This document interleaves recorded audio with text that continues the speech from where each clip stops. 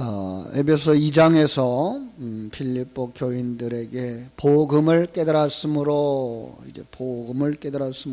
하나 되어라, 기쁨을 충만하게 하라, 예수의 마음을 품어라 이렇게 말하면서 그러한 자들은 바로 섬기는 종이 되어져야 된다. 그래서 섬기는 종, 증인을 두 사람 이렇게 거론을 했습니다. 바울이 빌립보 교회를 위해서 보내는 자들 디모데와 에바브로디도에 대해서 말씀을 나눴고요. 3장에 오면서 이제 다른 주제를 가지고 나와서 복음을 설명하려고 하는데, 그래서 이제 3장 1절에서 끝으로라는 단어를 다르게 해석해야 된다는 의견들이 많아요. 끝으로 이 로이폰이라고 하는 단어인데 이제는 이라는 뜻이 돼요. 이제는 더 나아가서 덧붙여서 이렇게 해석할 수 있는 단어입니다. 그래서 그 소제목을 붙인다면 유대주의를 삼가라는 경고다 이렇게 보시면 돼요. 유대주의를 삼가라. 그래서 그런데 어떻게 경고 앞에서 1절에 기뻐하라는 말이 나올 수 있을까? 그죠? 주 안에서 기뻐하라고 하는 말을 우리 한번 먼저 묵상을 해야 되겠죠. 그래야만 이제 2절부터 나오는 그 경고에 대해서 우리가 그랬구나라고 이해를 할 수가 있을 거예요. 기뻐하라 그러면 우리 떠오르는 말씀이 있죠. 기뻐하라, 그죠? 항상 기뻐하라. 데살로니가전서 5장 16절에요. 항상 기뻐하라, 쉬지 말고 기도하라, 범사에 감사하라. 이는 그리스도 예수 안에서 너희를 향하신 하나님의 뜻이니라. 전에 이 말씀을 풀어드리면서 그것은 기뻐할 수 없는 상황에서 억지로 기뻐하라는 것이거나 감사할 수도 없는 상황 속에 있는 사람들, 그저 억지로라도 다른 사람들과 비교를 하면서 그 비교 속에 감사를 하라고 요구하는 것이 아니라고 말씀을 했어요.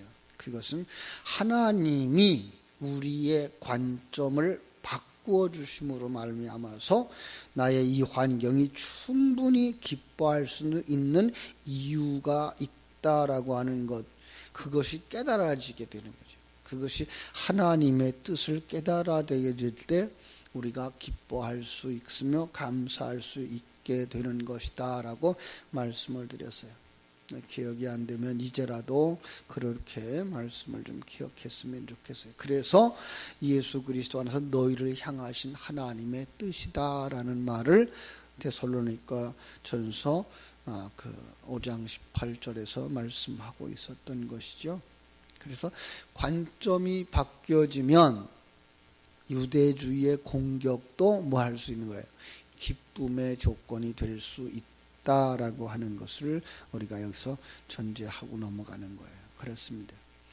유대주의자들의 공격이나 시험이나 더 나아가서 내 안에 있는 옛사람의 거부 반응까지도 우리는 기뻐할 수 있는 조건들이 되어진다라는 거예요. 자, 그런데 또 이런 말이 있어요.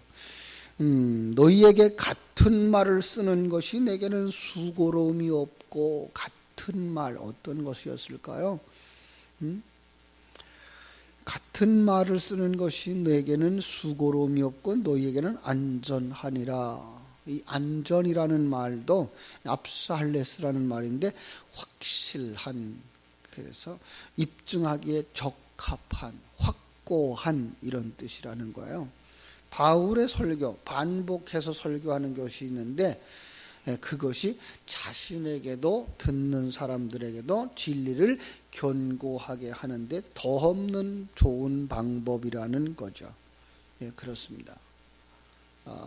어제도 이제 여러분들이 마가복음을 읽으시면서 기억이 날 수 있는 이런 말씀이 있어요. 마가복음 9장 15절에 보면 예수님께서 경고하여 이르시되 삼가 바리새인들의 누룩과 헤롯의 누룩을 주의하라 이렇게 말씀을 해서요. 마태복음 23장 15절에도 보면 화 있을전저 외식하는 서기관들과 바리새인들이여, 너희는 교인 한 사람을 얻기 위하여 바다와 육지로 두루 다니다가 생기면 너희보다 배나도 지옥 자식이 되게 하는도다. 그들이 가진 전통, 그들이 가진 이 종교화되어진 사상을 따라가면 그들은 더 빨리 지옥으로 간다는 거죠. 기쁨과 정반대되는 개념이 되겠죠. 그래서 반복해서 천국의 진리를, 하나님을 소개하고 하나님의 뜻을 설명하고 하나님의 일하심 임마누엘을 설교하면서 편지를 쓰는 것, 그것이 뭐예요? 수고로움이 없다. 그죠? 그래서 같은 말을 쓰는 것, 복음을 계속해서 바르게 정해주는 것, 그리고 거기에 대한 유대주의들에 대하여 배격하는 이야기를 계속해서 반복해서 말함으로 말미암아 유대주의자들의 그 사상이나 그 종교화되어지는 부분들을 이제 벗어버리고 그 안에 담겨진 진리, 그 생명의 말씀을 우리가 가지고 살게 되기를 원하는, 여기 바울 사도, 우리 주님의 마음이 들어가져 있는 것을 우리가 기억할 수 있어야 됩니다. 그렇습니다. 우리가 신앙생활을 한다는 것은 진리의 싸움이지요. 이건 출애굽하던 이스라엘 백성들 가운데에 왔던 그 모세가 바로 앞에서 그 말씀을 가지고 싸우죠. 그걸 이제 형상으로 보여준 것이, 표적을 보이라 그러니까 바로가 모세가 아론에게 들고 있는 지팡이를 던지라 그래요. 지팡이를 던지니까 지팡이가 이 뱀이 되죠. 그러자 그 술사들도 자기들의 술수를 다해서 뱀을 만들어요. 지팡이로. 자, 이런 상황 속에서 이 모세가 만들어낸 지팡이가 그 술사들이 만들어낸 지팡이를 삼켜버리죠. 여기에 여러 가지 의미가 있습니다만은 지팡이, 다로 말하면 말씀이라는 것 알 수 있죠. 지팡이와 막대기가 나를 안위하시나이다 라는 말씀 속에서 지팡이라고 하는 것은 말씀을 상징하고 있는 거구나. 그런데 그 말씀이 어떤 말씀인가 하면 주님께로부터 오는 말씀이면 내가 왕이다라는 거예요. 뱀이라고 하는 것 자체가 출애굽한 이스라엘 백성들에게는 바로의 그 머리에 있는, 왕관에 있는 코브라를 상징하거든요. 그래서 뱀 그러면 왕이에요. 내가 왕이다라고 하는 거예요. 그러니까 술사들이 이 세상에, 바로의 나라에 있는 술사들, 많은 사람들, 다시 말하면 이 세상에 있는 모든 사람들이 가지고 있는 사단이 만들어낸 내가 왕이다라는 가짜 왕들인 거죠. 내가 왕이다. 모두 다 내가 왕이에요. 그걸 뭐예요? 내가 왕이야. 그래서 그 왕이 삼켜버리는 그런 이야기죠. 그게 뭐가? 말씀과 말씀의 싸움인 거예요. 지팡이와 지팡이의 싸움이고 왕권과 왕권의 싸움인데, 그 왕권이 하나님이 왕인 것을 온전케 하는 것. 그래서 광야에서도 불뱀에 물리죠. 내가 왕된 자들을 하나님이 보낸 뱀이 물어버려요. 그래서 그들을 사는 방법, 그것은 내가 보낸 뱀을 높이 쳐들어라, 장대에 높이 쳐들어라, 왕으로 받들어 섬겨라. 그래서 요한복음 3장 14절 15절에서도 광야에서 뱀을 든 것 같이 인자도 들려야 하리니 라는 말이에요. 그것은 뭔가 하면 내가 왕인 것을, 주님이 왕인 것을 너희들이 인정할 때 너희들은 살게 된다라는 거죠. 그게 바로 하나님께서 우리에게 주시는 말씀이에요. 그래서 성경은 계속해서 이 뱀의 싸움들의 이야기들이 나오는 것을 우리가 볼 수가 있는 것이죠. 이렇게 해서 반복하고 있어요. 바울 사도도 계속해서 이 복음을 지금 반복하면서 뭐라 그래요? 너에게 같은 말을 쓰는 것이 내게는 수고로움이 없고 너에게는 확실하게 해준다. 이렇게 말씀하고 있는 것을 볼 수가 있습니다. 그래서 거기에 이런 말씀이 있어요. 2절. 개들을 삼가고, 그래. 개들. 행악하는 자들을 삼가고, 그리고 손할례당을 삼가라. 그래서. 근데 요즘 개역 개정판은 몸을 상해하는 자를 삼가라. 그래서요. 본래가 손할례당이었어요. 손할례당. 야, 여기 보면 개들을 삼가라는 말도 마찬가지예요. 그냥 글자 그대로 말하고 있는 개들이 아니에요. 개들한테 물릴까봐 그러겠죠. 속성은, 여기서 나오는 속성은 그런 거죠. 개들은 한 번 물면 놓지를 않아요. 그죠? 또 개들은 그 부정한 짐승들이고 그 정결함, 그 정조가 없는 짐승이다 이렇게 여겨지고 있어서 그러한 짓 하고 있는 것들을 그 멀리하라라는 거죠. 마태복음 7장 6절에 보면은 거룩한 것을 개에게 주지 말며 너희 진주를 돼지 앞에 던지지 말라. 그들이 그것을 발로 밟고 돌이켜 너희를 찢어 상하게 할까 염려하라. 그래서 개들은 바로 이런 의미에서 뭐예요? 진리를 그 진리로 받아들이지 못하고 그 보배로운 예수 그리스도의 복음을 그들에게 주어도 그들이 그것을 더럽히는 자들, 그들을 개라고 말하고 있는 거죠. 막 계시록 22장 15절에 가봐도 개들과 술객들과 행음자들과 21장이네요. 제가 잘못 적었네요. 개들과 술객들과 행음자들과 살인자들과 우상숭배자들과 거짓말을 좋아하며 지어내는 자마다 성 밖에 있으리라. 개들이죠. 성 밖에, 마지막에 요한계시록 21장 22장이요. 그러면은 그 마지막 때에도 하나님이 약속한 축복의 땅에 들어가지 못하는, 예루살렘에 들어가지 못하는 그들을 뭐라 그래요? 개들이라고 그러는 거죠. 그들이 개들이고 그들이 술객들이고, 술사들이라는 얘기죠. 그들이 행음자들이고, 그들이 살인자들이고, 그들이 우상숭배자들인 거예요. 그들이 거짓말을 좋아하는 자들인 거예요. 우리가 살고 있는 국어사전적인 의미로 해석해서 개들이, 그럼 천국에는 개가 없겠네, 이런 말을 하는 건 아니죠. 천국에 우상숭배하는 자들, 거짓말하는 자들은 천국에 못 가겠네. 다른 사람은 천국에 가나요? 아니요. 그것이 다 뭐예요? 천국에 들어가지 못하는 자들의 또 다른 입장인 거예요. 천국에 들어가는 자들을 저는 뭐라 그러죠?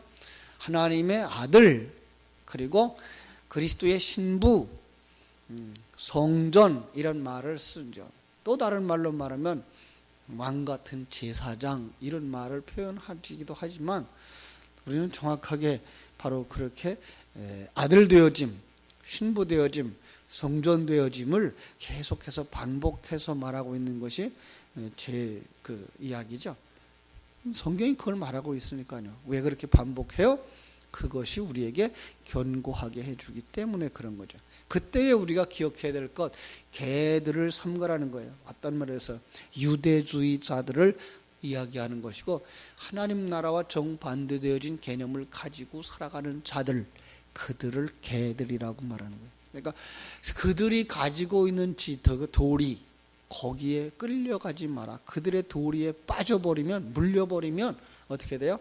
나올 수가 없어요. 사단에게 먹혀버리면 거기서 우리의 힘으로 나올 수가 없어요.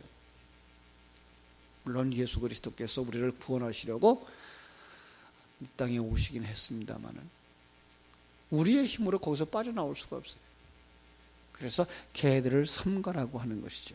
행악자들을 삼가라라고 말하고, 행악자들, 악을 행하는 자들, 죄를 낙으로 삼는 무리들, 그죠? 악을 행하는 것을 그저 우습게 여기고 조금도 뉘우치지 않는 사람들. 어떤 사람들이죠? 아니, 어떤 악을 행하는 그 폭력배 요것만 이야기하고 있는 것이 아니고 어떤 사람이에요? 타락한 모든 인생들, 그들을 주도해 나가고 있는 어떤 사상들, 이 악을 행하는 자들인 거예요. 그러니까 타락한 인생들이 자기 의를 쌓고 자기의 업적을 쌓고 자기 이름을 남기고 하는 것 자체가 뭐예요? 이 악을 행하는 거란 말이에요. 거기 빠져버리면 자기 십자가를 지고 주를 쫓아가는 일을 하지 않는단 말이에요. 많은 사람들이 지금도 거기에 빠져 있어요. 예수 믿는 사람들까지도. 그래서 자기 이름 남기는 일에 아주 애를 쓰죠. 목사님들까지도 그러는 거죠. 그래서 노회장도 한번 해야 되고 총회장도 한번 하고 싶고, 그래서 교회 역사 속에 자기 이름을 남기는 걸 명예라고 생각하고 있는.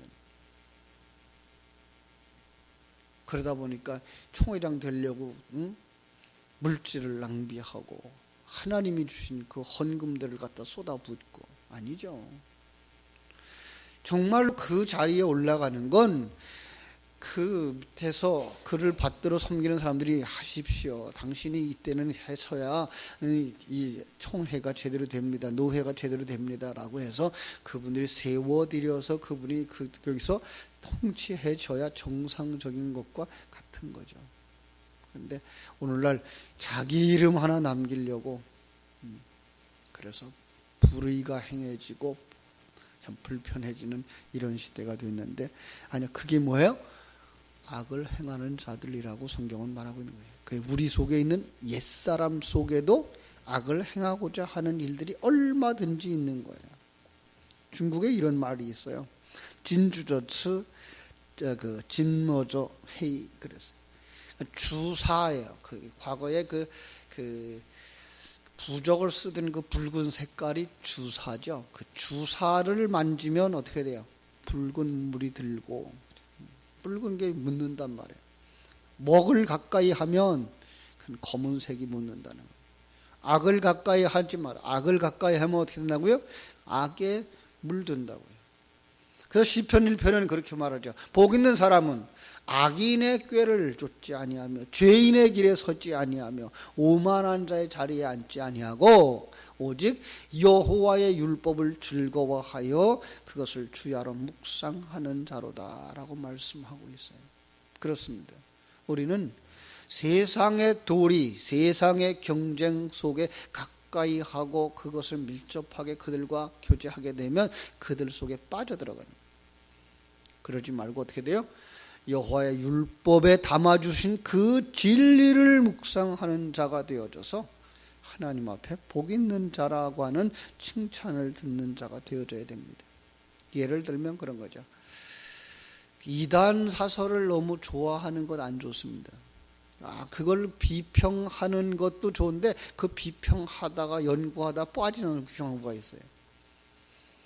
알미니안주의가 바로 그런 것이었죠. 알미니안이라고 하는 사람한테다가 그 당시에 그 이단 사설이 있어서 이것 좀 연구하고 이게 무엇이 잘못되었는지 좀 분석해서 저들의 비판해달라고. 알미니안은 연구하다가 거기에 푹 빠져가지고 그 이론을 주장하는 대표적인 사람이 학자가 되어졌죠. 그래서 알미니안주의예요. 이 세상도 역시 마찬가지입니다. 우리가 정말 복음을 더 묵상하는 시간이 더 많아야 돼요. 그러니까 진리에 굳게 서 있지 아니하면 이단 사설이나 이 세상의 도리에 많이 접하면 접할수록 거기에 가까워져 버린단 말이에요. 그렇죠? 자, 우리는 이렇게 악인에 행한 악인들을 삼가하는 자들, 그들과 멀리하는 자들이 되어져야 할 줄로 믿습니다. 손할례당을 삼가라. 여기는 지금 몸을 상해하는 자를 삼가라 그랬는데요. 이건 아니에요. 이건 번역을 정말 너무나 잘 못해 줬어요. 손할례당이죠. 할례하다는 거, 할례하는 것. 그죠? 무슨 뜻이죠? 할례는 언제부터 있었을까요? 할례는 아브라함이 그 창세기 15장에서 제사하고 나서 이게 그들에게 할례를 행하라라고 주신 하나님의 약속 그때부터 있었을까요? 아니요. 제가 늘 얘기합니다. 할례, 제사 그런 것들은 이미 그들이 애굽 생활을 하고 있을 때부터 있었던 거예요. 그런데 그런 그릇에다가 진리를 담아서 주신 거예요. 그러니까 무조건 할례에서 고추 끝을 잘라내는 것으로만 이게 자기 의식을 다하고 하나님의 사람으로 구별된 표가 아니라 거기에는 어떤 진리를 담아서 주신 거예요. 아들이 되어줘요. 그죠? 그죠? 아브라함이 이삭이 아들이 되어지죠. 뭐예요? 그 아들의 고추 끝을 자르면서 뭐예요? 너는 육신으로 태어난 자가 아니야 라고 말씀하시는 거예요. 그걸 담아주신 거예요.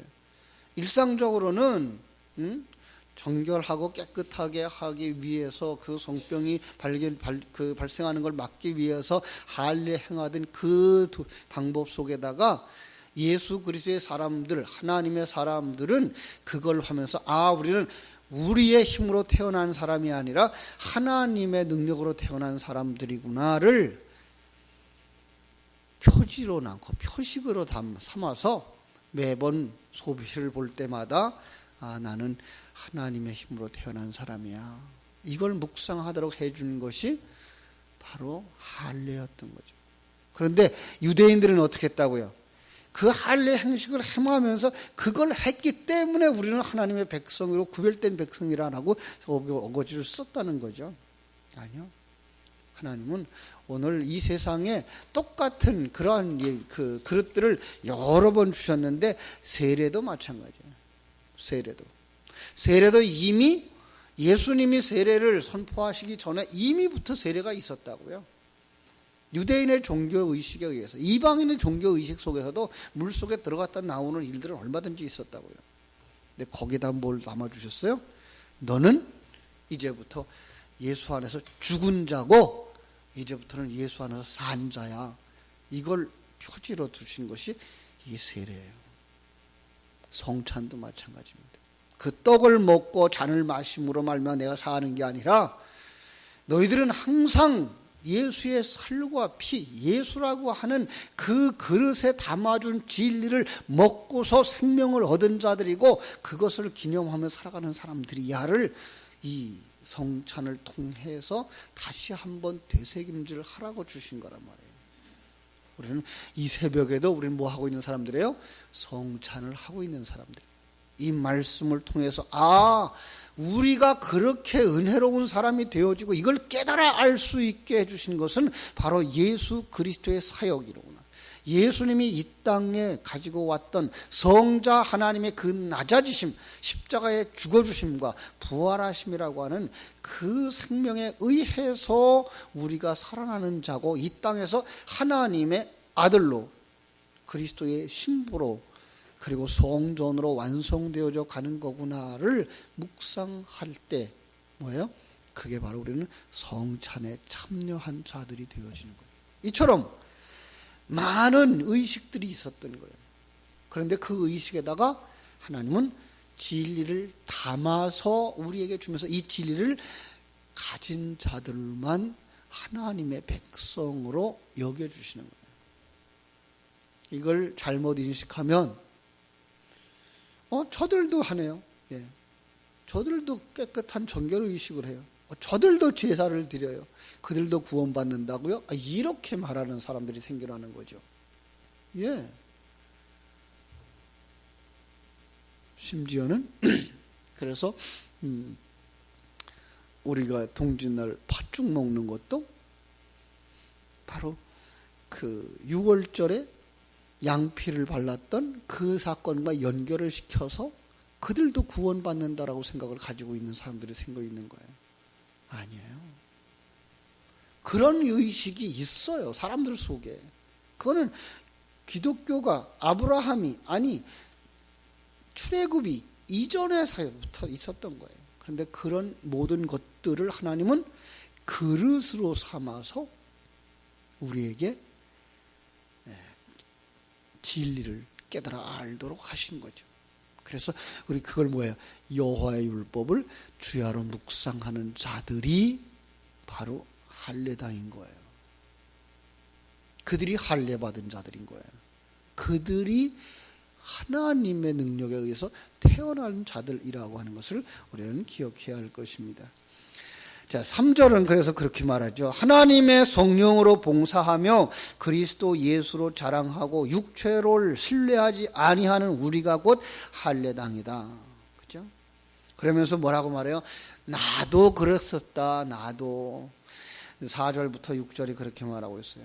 그러나 나도 육체를 신뢰할 만하여 만일 누구든지 다른 이가 육체를 신뢰할 것이 있는 줄로 생각하면 나는 더욱 그러하리니 나는 8일 만에 할례를 받고 이스라엘 족속이요 베냐민 지파요 히브리인 중에 히브리인이요 율법으로는 바리새인이요 열심으로는 교회를 박해하고 율법의 의로는 흠이 없는 자라. 그러나 무엇이든지 내게 유익하던 것을 내가 그리스도를 위해 다 해로 여길 뿐더러 또한 그 모든 것을 해로 여김은 내가 그리스도 예수를 아는 지식이 가장 고상하기 때문이라. 내가 그를 위하여 모든 것을 잃어버리고 배설물로 여겼다. 왜? 그리스도를 얻었기 때문에. 진리를 깨달아 알고 나니까 그 형식이 중요하지 않다는 것을 알았다는 거예요. 외적인 그릇들이 중요하지 않았다는 것을 알았다는 거예요. 그릇이 없으면 안 되죠. 그러나 그릇이 있다고 해서 껍질이 중요한 게 아니라 내용이 중요한 거예요. 수박은 껍질만 먹을 것이 아니죠. 수박은 속을 먹어야 되는 거죠. 우리는 그릇 속에 담겨진 진리를 가진 자들이 되어줘야 되는 거예요. 그렇습니다. 그래서 그 진리는 이제 여러분들 속에 떨어져 있는 예수의 생명인 것이고 예수의 마음인 것이고 그것을 되새김질해야 할 율법 속에 담겨진 진리인 것. 그걸 쫓아갈 때 뭐 할 수 있어요? 개들을 삼갈 수 있어요. 행악하는 자들을 삼갈 수 있어요. 그리고 손할례당을 멀리할 수 있어요. 주님을 더 가까이 하는 여러분 되시기를 주님의 이름으로 축원합니다. 기도하겠습니다.